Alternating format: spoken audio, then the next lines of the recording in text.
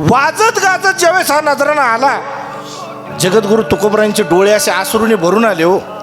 नजराणा पाठवला म्हणून नाही, की दखल घेतल्याबद्दल.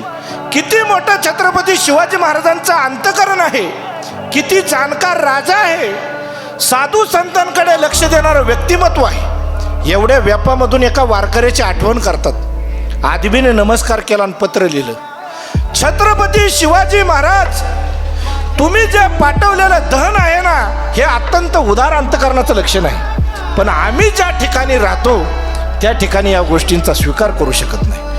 तुम्ही जे पाठवलेलं धन आहे हे पब्लिकमधून आलेलं धन आहे, आम्ही याचा स्वीकार करू शकत नाही. जगद्गुरु तुकोबरायांचे शब्द बघा, दिवट्या छत्री घोडे हे तो बऱ्यात ना पडी. बघा, येर तुमचे वित्त धन मजते मृतके समान. तुम्ही पाठवलेलं जे धन आहे ना, ते मला माती समान आहे.